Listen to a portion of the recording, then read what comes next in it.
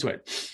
Today, we're going to be talking about how to work for sale by owners, how to work for sale by owners, right? This is a great lead source that everyone, everyone should be working for sale by owners. If someone said that they're thinking of selling privately, you should know how to connect with them and set appointments with them. So we'll be working on for sale by owners, right? See, one of the things we've come across as realtors is putting ourselves into a rhythm, a routine where we're building our business and taking care of our business.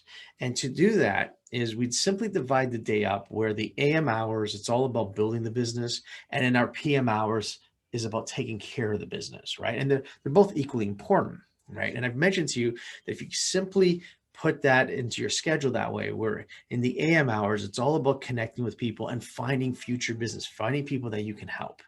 Right. And in the PM hours, you can take care of do a listing presentation, offer presentation, buyer showings, whatever it may be, picking up deposit checks, putting up for sale signs, staging a home inspections. That should all be done after 12 noon. Right. So if you simply kept your day structured that way, where in the AM, it's all about building the business and PM taking care of the business, right, you would have a powerful, powerful business. The problem that we're getting into is, who do we call in the AM, right? Like when we're calling people that we know, that's fine. Typically we'll have their cell number, work number, home number, whatever it may be. But when we're starting to connect with people that we do not know, right? And we ask, you need to call and connect with people you do not know, right? To grow the list of people you do know. So who should you call? And, many of us would call, for example, around a brand new listing or a brand new sale. And what we're finding is we don't have any numbers to call. Now, if you had for sale by owners as a list, they actually publish their phone numbers. Like that's what they're doing. They're like, hey, connect with us. Here's our cell number. Call us. So that's why we want to be working for sale owners, because they're easily accessible. They publish the number to reach out to them, right? And the most important part of it, of course, is they've put up their hand to say that they want to sell their home. So it's a no-brainer. I have their number. They want to sell. I should be working for sale by owners, right? Especially in the mornings. Right? So we want to be working for sale by owners because they're easily accessible. Their numbers are available, right? Now, another problem that we come across is that fear factor of like, hey, but for sale by owners, they don't want realtors. They want to sell themselves. The whole idea of this is to save commission, right? And that's what I'm going to say to you. That's not necessarily the case, right? In actual fact, right, is many for sale owners don't know who to go with. So they may start as selling privately, but what they're really saying is they're looking for a good, aggressive agent that wants their business, right? And they're just going to interview. Right. So many of these for sale owners are not in a position where they just want to sell privately. They actually do want to hire a realtor. So we want to make sure that we are that realtor that they go and interview. Right.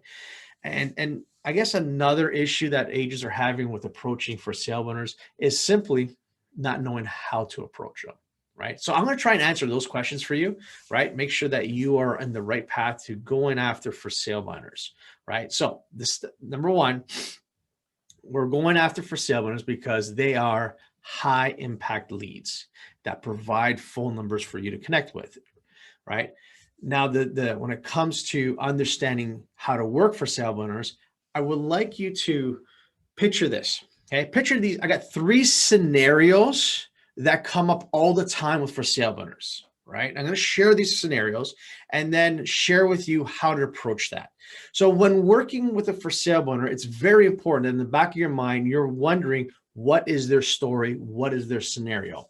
So here's one scenario that happens all the time with for sale owners. Let's pretend I'm a for sale owner, right? And my wife and I, we're looking and we find a brand new home, like a brand new, builder's going to, we're buying from plans.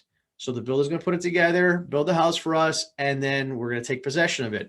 Now, this project may take some time, like 6, 8, maybe 10 months down the road. So we may not be quite ready to hire a realtor. We have every intention of doing it. However, we have like 8-9 months before we actually have to close on a transaction. So because of that, I sell widgets and I'm really good at selling widgets. I figure as a homeowner, no one knows this home better than I do. So I'm going to put a for sale sign on the lawn and I'm going to see if I can sell it privately to try and save the commission. That is scenario number one. Is there anything wrong with what that for sale owner is doing? Absolutely not. They got a long closing date. They got time on their hands. They're salespeople. They feel they can do it. Nothing wrong with what they're doing, right? You, however, as a salesperson, right, all you need to do is simply connect with that client, share with them your marketing plan, right, and how that you can sell the home and possibly net their home for more money than they could on their own, which is 100% true, and get them the closing date that they need, right? Get them that closing date that they're looking for, right? So you can take care of all that's involved in getting the home sold, net them more money, and get them the closing date that they're looking for, right? That's all you have to do as a salesperson approaching that particular scenario, okay? Scenario number two, okay? My wife and I want to sell our home. We're moving out of the city, moving to the suburbs. We called a local realtor. He comes in, gives us a price. We look at each other. That's a bit more than we thought, right? Kind of $100,000 more than we thought, but you're the professional. We're going with your price. So they put a sign on the lawn and we don't hear from them for 3 months. Then after that, 3 months, the sign goes away. All of a sudden I get a whole bunch of phone calls that my home expired. So I'm a little ticked off. I'm like, that's all it takes is put a sign on the lawn. So I go and buy a sign, put it on the lawn, and I'm selling privately. That is scenario number two. That's 100% scenario number two, right? Let's be honest, folks. We've all worked with bad agents. Yes, we have. We've all worked with them, right? They're out there.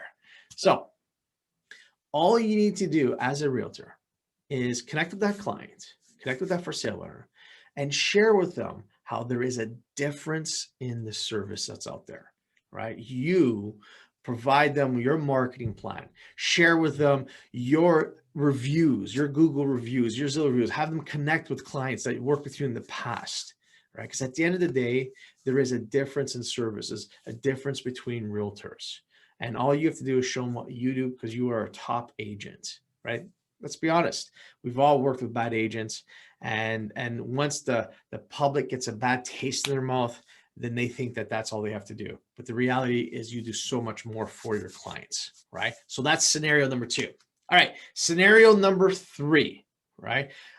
I, as a for sale by owner, have my mom's best friend who's a realtor. My best friend is a realtor, and my wife's first cousin is a realtor.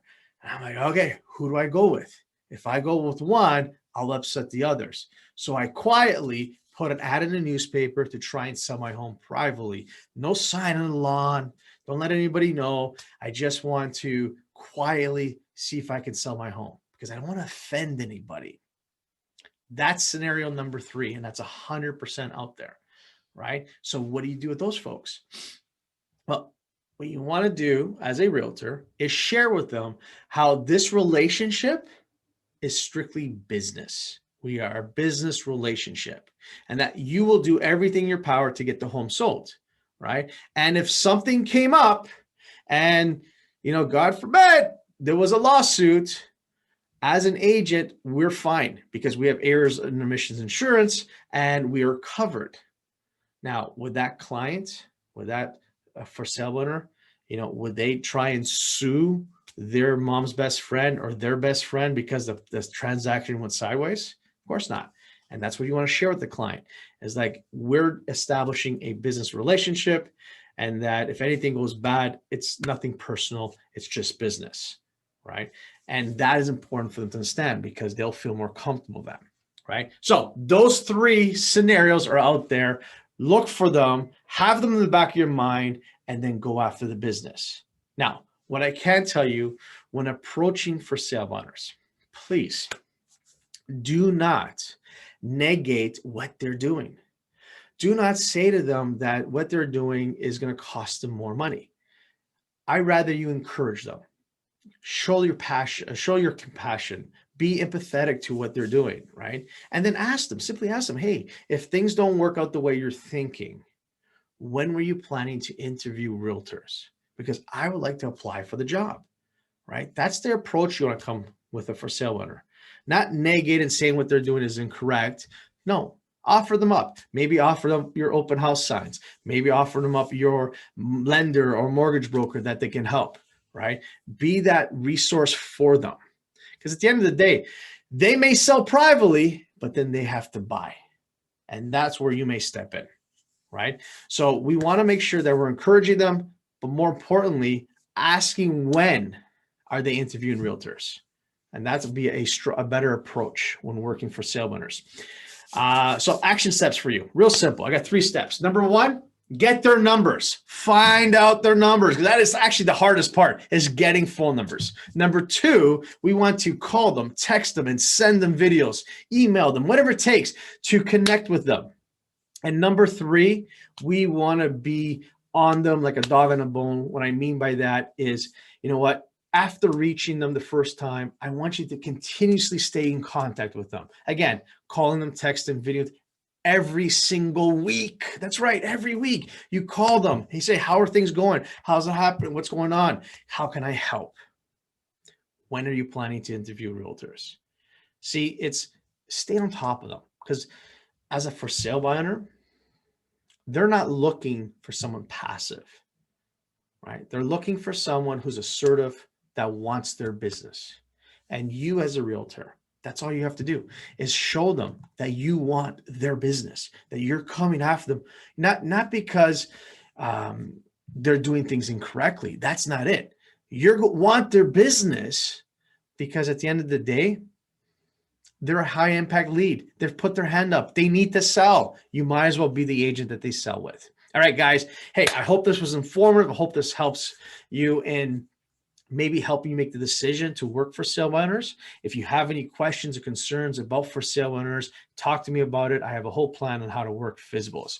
Hey, you guys are awesome. Have a powerful day, and I'll talk to you real soon. Thanks so much.